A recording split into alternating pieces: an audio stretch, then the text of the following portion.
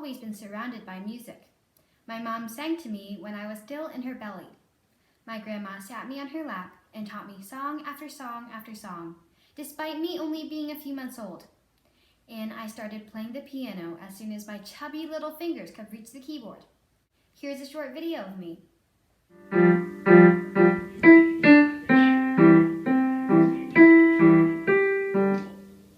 As you can obviously tell, I was not a very good musician, but as the years went by, I worked very hard. And this was the first time that I realized that the fictitious phrase, hard work pays off, that you always see on posters in classrooms was actually true.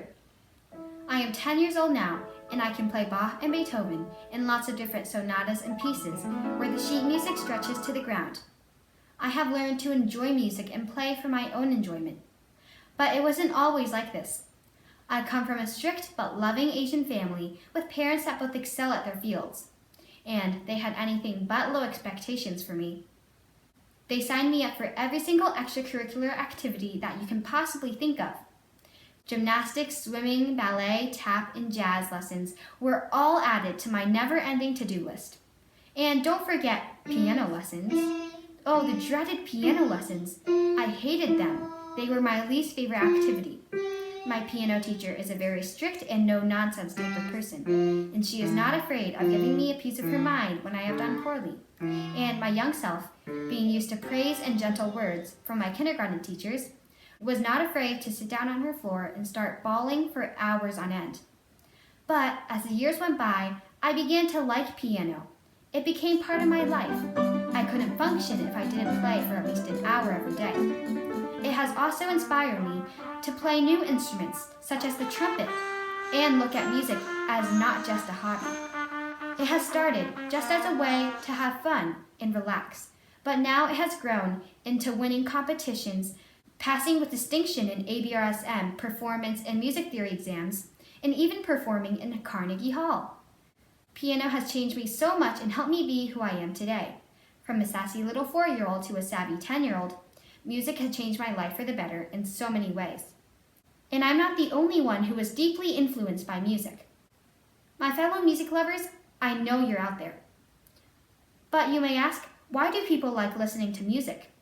Well, quick fact. Listening to moving music causes the brain to release dopamine, a feel-good chemical. This is why you always want to hum along to a tune and clap along to a beat. This is why music can make us cry and reconsider. It is the language that we can all understand. And it is also why you always hear that same catchy tune over and over and over in your head while you're doing homework. But music doesn't just make everyone happy. Researchers have found that learning to play a musical instrument can enhance your verbal memory, spatial reasoning, and literacy skills.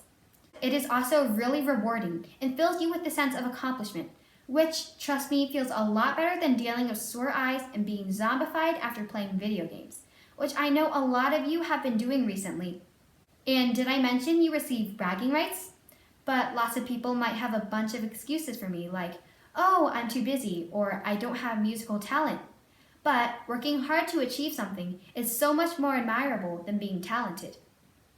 And I'm not going to say that your journey will be easy, but I think that every single musician out there is going to agree with me that it will be worth it in the end. And I'm not going to try and sound like a sappy card, but don't limit your challenges. Challenge your limits. After you finish listening to this talk, don't just sink down on your couch and start scrolling through cat memes on social media. Come on, have I convinced you yet? Start playing a new musical instrument.